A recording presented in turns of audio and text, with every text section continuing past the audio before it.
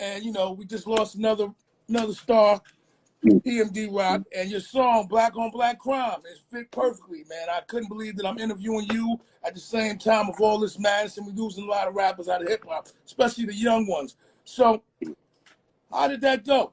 How did you come about with "Black on Black Crime," man? You know, at the time, being in the streets like I was, and seeing a lot of deaths, a lot of murders to a lot of early individuals, you know, because I'm from the crack era, so it was like a lot of things was going on, and especially on Staten Island, it was very chaotic. So, you know, a lot of MCs was coming out, kind of like, you know, promoting and glorifying it. You know, the '90s is like, that's when hip hop kind of signed the contract to kind of like, you know, they wanted to sign a contract to get rid of rap. And it was like, it had to be cut, it had to come through the MCs and the lyrics, you know, so the crack rap, the gangster rap and all that was pushed in the '90s in order to help that the prisons get packed. So me at that time, I was always one to say, you know, don't fit in, stand out. So I wanted to make a song that was a universal song that I felt like at that particular point was a problem. With the black on black crime that was being, you know, committed around the state. Anytime I see a black youth or I hear about a black man killing another one, I just right off the rip said, that man doesn't love himself. You know what I mean? Period, point blank. I know we're going to say, you know, I know I read some quotes like Ice-T saying, you know, I'm not going to explain the LA, you know, gangs, that's a culture and all of that. That culture needs to be ceased. It needs to be contained.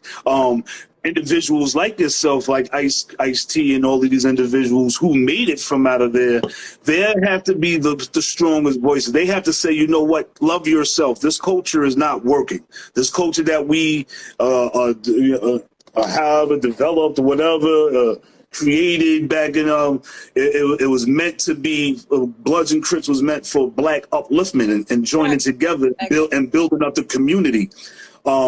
Now we're tearing it down. If you're not part of the solution, then you're a part of the problem.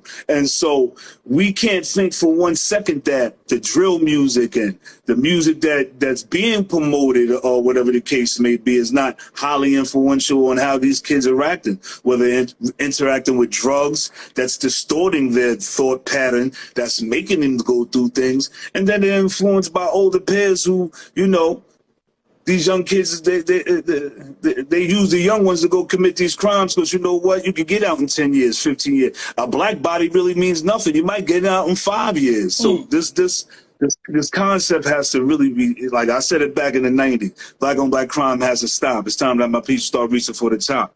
The only way we're going to get there is together. Let's start the revolution. You know I'm for whatever. We only here for a short amount of time in this world. So what's your legacy? What's your mark? What's your imprint?